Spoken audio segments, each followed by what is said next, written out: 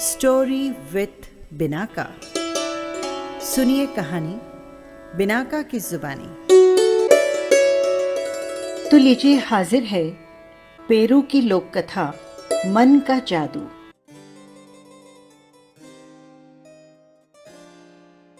बहुत पुरानी कहानी है। तब पेरू में एक शक्तिशाली राजा राज्य करता था। उसका साम्राज्य दूर दूर तक फैला हुआ था। राजा के संदेश लाने और ले जाने के लिए उनके दरबार में संदेश वाहकों की एक पूरी टोली काम करती थी। हुलाची नाम का एक व्यक्ति उस टुकड़ी का मुखिया था। राजा हुलाची पर बहुत विश्वास करता था। अगर राजा कोई अत्यंत महत्वपूर्ण या गुप्त संदेश भेजना होता तो वो सिर्फ और सिर्फ हुलाची को ही भेजता था। हुलाची बहुत वीर लेकिन दयालु स्वभाव का था। शुरू शुरू में तो सब कुछ ठीक ठाक चला, लेकिन उसका स्वभाव उसके रास्ते में रोड़ा बनने लगा। हुलाची किसी को भी दुखी नहीं देख सकता था। अगर वो रास्ते में किसी दीन दुखी को देख लेता तो वो सारा कामकाज छोड़कर उसकी देखभाल में जुट जाता। उस समय वो ये बिल्कुल भूल जाता कि राजा ने उसे कोई महत्वपूर्ण संदेश देकर भेजा है और उसे उस संदेश को तुरंत पहुंचाना है। कई बार उसकी इस आदत के कारण राजा के संदेश विलंब से पहुंचते। इससे कभी कभी नुकसान भी हो जाता और जब राजा को पता चलता तो वो बहुत गुस्सा होता। हुलाची को खूब डांटता फटकारता। एक बार तो उसने चेतावनी भी दे डाली कि अगर अब उसका संदेश विलंब से पहुंचा तो उसे कड़ा दंड दिया जाएगा। हुलाची सिर झुकाए सुनता रहता, लेकिन वो अपना स्वभाव नहीं बदल सका। एक बार की बात है, राजा का संदेश लेकर वो जा रहा था तो उसने एक व्यक्ति को बेहोश पड़े देखा। वो वहां पर रुकने को हुआ, लेकिन तभी उसे राजा की चेतावनी याद हो आई। वो मन मारकर आगे बढ़ गया, पर पूरे रास्ते उसका मन उसे कचोटता रहा। एक बार हुलाची राजा का संदेश लेकर पहाड़ी रास्ते से जा रहा था। आकाश में बादल घिरे हुए थे, वर्षा हो रही थी। तभी उसने एक बुढ़िया को फिसलन पर गिरते देखा। उसने झट से दौड़कर बुढ़िया की बाह पकड़ ली। अगर हुलाची उस समय वहां न पहुंचता तो बुढ़िया हजारों फीट गहरी खाई में गिर जाती। लेकिन फिर भी बुढ़िया को काफी चोट आई। पत्थर से टकराकर उसका सिर फट गया था और खून बह रहा था। बुढ़िया बेहोश हो गई। हुलाची धर्म संकट में पड़ गया। अगर वो बुढ़िया की देखभाल करता है तो संदेश विलंब से पहुंचेगा और राजा क्रोधित हो जाएंगे, और अगर संदेश देने चला जाता है तो देखभाल न होने के कारण न जाने बुढ़िया की क्या दशा होगी। और फिर वहां कोई था भी नहीं जिसे हुलाची बुढ़िया की देखभाल के लिए छोड़ जाता। हुलाची सोचता रहा। आखिर उसने निर्णय लिया कि चाहे जो हो, वो बुढ़िया के स्वस्थ होने के बाद ही यहां से आगे जाएगा। हुलाची ने वहीं पर बुढ़िया के लिए एक झोंपड़ा बनाया, उसकी मरहम पट्टी की, और जब वो ठीक हो गई तो उसे एक गांव में छोड़कर आगे बढ़ चला। बुढ़िया ने हुलाची को खूब सारे आशीर्वाद दिए। संदेश पहुंचने में बहुत देर हो गई थी। हुलाची समझ गया कि राजा इस बार उसे अवश्य ही दंड देंगे, और यही हुआ भी। जब राजा को पता चला तो उसने हुलाची को न सिर्फ नौकरी से हटा दिया बल्कि अपना राज्य छोड़कर चले जाने का आदेश दे दिया। बेचारा हुलाची क्या करता। वो चुपचाप राज्य छोड़कर वहां से चल दिया। सारा दिन इधर उधर फिरता रहा, जंगली फल फूल खाकर पेट भरता। कहीं किसी दीन दुखी को देखता या घायल जानवर पर उसकी नजर पड़ जाती तो सब कुछ भूलकर उसकी सेवा में लग जाता। लेकिन हमेशा तो ऐसा चल नहीं सकता था। हुलाची को कई कई दिन तक खाना नहीं मिलता। एक दिन वो जंगल में घूम रहा था। उसने वहां पर एक झोंपड़ी देखी। शायद कुछ खाने को मिल जाए, ये सोचकर वो उस ओर बढ़ चला।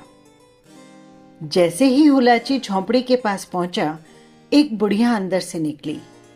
ये वही बुढ़िया थी जिसे हुलाची ने खड्डे में गिरने से बचाया था। बुढ़िया ने भी उसे पहचान लिया। वो हुलाची को झोंपड़ी में ले गई और भरपेट कर उसे भोजन करवाया। खाना खाते समय हुलाची की आंखों में आंसू आ गए। आज न जाने कितने दिन के बाद उसने भरपेट भोजन किया था। बुढ़िया ने हुलाची से पूछा तो हुलाची ने अपनी सारी कहानी उसे सुना दी। सुनकर बुढ़िया ने एक जोड़ी चप्पल हुलाची को दी और बोली, बेटा इन्हें पहन लो। हुलाची आश्चर्य से बुढ़िया की ओर देखता रहा। बात उसकी समझ में नहीं आई थी। बुढ़िया हुलाची के मन की बात समझ गई और मुस्कुराकर बोली, बेटा ये चप्पलें उड़ने वाली है। मैं एक जादूगरनी हूं। मैं इतने दिनों से किसी ऐसे आदमी की तलाश में थी जो निस्वार्थ भाव से परोपकार करता हो। तू सचमुच बहुत अच्छा इंसान है और ये चप्पलें तेरे बहुत काम आएगी। इन्हें पहनकर तू जहां जाए जा सकता है, जरा भी देर नहीं लगेगी। हुलाची जादुई चप्पलें पहनकर बाहर आया। उसने उड़ने की बात सोची तो वो सचमुच हवा में उड़ने लगा। ये देखकर वो बहुत प्रसन्न हुआ और बुढ़िया को धन्यवाद देकर वापस चला गया। अब हुलाची फिर से राजा के पास पहुंचा। राजा से कहा कि उसे फिर नौकरी पर रख लिया जाए। अब वो बिल्कुल ठीक से काम करेगा। राजा हुलाची को अच्छा आदमी समझता था। उसका गुस्सा भी उतर चुका था। उसने हुलाची को फिर से नौकरी पर रख लिया। हुलाची उन जादुई चप्पलों की मदद से पलक झपकते ही संदेश यहां से वहां पहुंचा देता। इससे राजा बहुत खुश हुआ। एक दिन हुलाची संदेश लेकर उड़ा जा रहा था। एकाएक उसने नीचे देखा। एक आदमी एक चट्टान पर खून से लथपथ बेहोश पड़ा है। हुलाची आगे न जा सका। उसने वहीं उतरकर उस आदमी की मरहम पट्टी की और फिर आगे चला गया। इस बार संदेश पहुंचने में फिर देर हो गई। राजा ने फिर उसे भला बुरा कहा। हुलाची ने मन ही मन निश्चय किया कि वो अपने काम से काम रखेगा, किसी भी ओर नहीं देखेगा और खाली समय में ही दीन दुखियों की सहायता किया करेगा। एक दिन हुलाची एक जंगल में जा रहा था। तभी न जाने क्या हुआ, उसने देखा वो जमीन पर खड़ा है। वो उड़ते उड़ते एक धरती पर उतर आया था। हुलाची ने फिर से उड़ने की इच्छा की, लेकिन कई बार इच्छा करने के बाद भी वो नहीं उड़ सका। उसी जगह खड़ा रहा। हुलाची ने सोचा शायद जादुई चप्पलों का प्रभाव जाता रहा। वो खड़ा खड़ा सोच ही रहा था कि तभी वो बुढ़िया वहां आई। उसे देखते ही हुलाची ने सब कुछ बता दिया। सुनकर बुढ़िया ने आश्चर्य से सिर हिला दिया।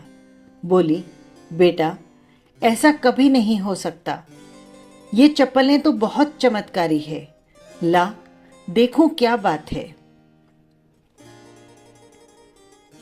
बुढ़िया ने चप्पल स्वयं पहनी तो वो एकदम आकाश में उड़ने लगी। ये देखकर हुलाची चक्कर में पड़ गया। ये माजरा क्या था? उसने बुढ़िया से चप्पलें लेकर पहनी, लेकिन फिर वो नहीं उड़ सका। फिर तो कई बार ऐसा हुआ। बुढ़िया ने जब भी चप्पलें पहनी वो आकाश में उड़ने लगी, लेकिन हुलाची उड़ने में सफल नहीं हुआ। ये देखकर बुढ़िया बोली, बात मेरी समझ में नहीं आ रही है कि रहस्य क्या है। तभी हुलाची की नजर सामने गई। उसने देखा एक गाड़ी के नीचे एक घायल कबूतर पड़ा है। वो दौड़कर वहां पहुंचा। उसने कबूतर की मरहम पट्टी कर दी और इस बार जब उसने चप्पलें पहनी तो वो एकदम आकाश में उड़ गया। हुलाची तुरंत नीचे उतर आया। उसने चप्पलें बुढ़िया के सामने रख दी। बोला, अम्मा ये उड़ने वाली चप्पलें तुम्हें ही मुबारक हो। क्यों बेटा? बुढ़िया ने पूछा। अब मैं समझ गया हूं कि मैं पहले क्यों नहीं उड़ पा रहा था और अब कैसे उड़ सका। असल में चप्पलें तो ठीक है, खराबी मेरे मन में ही है, हुलाची ने कहा। बुढ़िया चुपचाप उसकी बातें सुन रही थी। हुलाची कहता गया, सामने घायल कबूतर पड़ा था, मैं उसे छोड़कर उड़ जाना चाहता था, इसीलिए मेरे मन ने मुझे रोक दिया। तेरी जादुई चप्पलें भी मन के सामने बेबस हो गई। मेरा मन उस घायल कबूतर की आवाज सुन रहा था। यही कारण था कि कबूतर के ठीक होते ही चप्पलों का जादू वापस आ गया। इसलिए मैं तो इनके बिना ही ठीक हूं। आज मैं समझ गया हूं कि मुझे क्या करना चाहिए और मैं वही करूंगा, और उस काम के लिए मुझे इन जादुई चप्पलों की कोई आवश्यकता नहीं।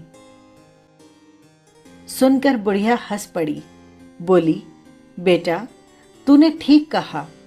मन के जादू के सामने हर जादू बेकार है। तू दीन दुखियों की सेवा कर, उसी जादू से तुझे सुख मिलेगा। बस उस दिन से हुलाची ने सारे काम छोड़ दिए। वो दीन दुखियों की सेवा करता हुआ घूमने लगा। कहते हैं कि हुलाची आज भी अमर है।